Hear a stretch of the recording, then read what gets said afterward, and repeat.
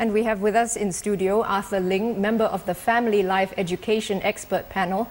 So Arthur, we heard that this course is to help people facilitate workshops. Can you tell us how this is going to help people improve their family lives? Yeah, because family is the cornerstone of our society. So right now, this workshop, Family Life Education Workshop, is being conducted in corporations, in schools. So we need the facilitators to come together and support the family life educators to make the workshop a success, to equip the parents with the knowledge and the skills so that they have a happier family life at home. Okay, well, a lot of families, or a lot of people in Singapore have been talking about the issue of work-life balance, how that they believe that will lead to a happier family life. Yeah. And PM himself has said that there are trade-offs to a work-life balance and that others may be out to steal your lunch, so to speak. Yeah. So what do you think about work-life balance? Do you think it's possible to have your cake and eat it too, so to speak? Well, of course, there are policies, there are many different ways that we can implement work-life balance.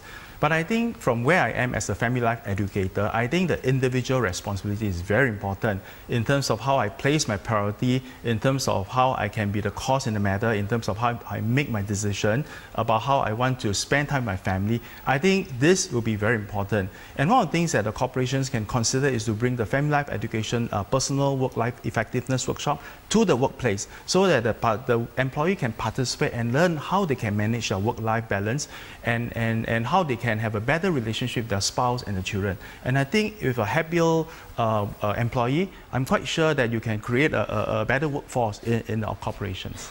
Oh, indeed, that's a good idea. Well, there have also been calls for employers to be flexible because longer hours don't necessarily mean more productivity. And Speaker of Parliament Halimah Yacob spoke on this recently. Let's have a listen. You know, you are not assessed based on your time, what time you clock in, what time you clock out, but rather on your outcome, you see, the output. And another suggestion is legislating elder care or family care leave. Here's Madam Halimah again. If you have an elder care leave or you have family care leave, that will also set the foundation. So companies know that, look, this is something we need to take into consideration when we schedule work or create work or design work for people. Because these are the realities that they face every day, the struggles that they have to live with. All right, Arthur, you heard there her suggestion about legislating all this kind of leave, but how feasible is this for companies? Because ultimately they have to look at the bottom line. Yeah, got it. I know it's always very difficult from the employer's point of view, but I believe a structure needs to be in place so that, you know, these leaves can be taken and we can help employees to take care of their family. But I think more importantly, the employee also needs to appreciate when these leaves are being given. And like I say, I believe that if they really can take care of their elderly parents at home, I'm quite sure when the guilt is not there, when they go to work, I'm quite sure they're happier and they can contribute to the work. And I believe that if they are committed to the work, they are also committed to look at the balance sheets of the employer as well.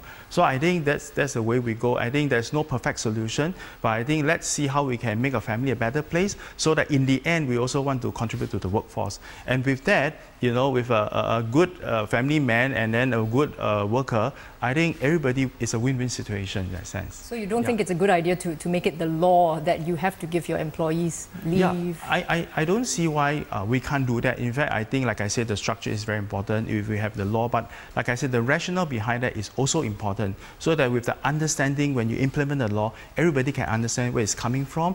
And when we benefit from it, everybody, it's like a win-win situation, like I mentioned. So a happy worker is a good worker. Yes, that's right. Okay, thank you very much, Arthur. That was Arthur Ling, Deputy Director of Fei Yue Community Services on work-life balance.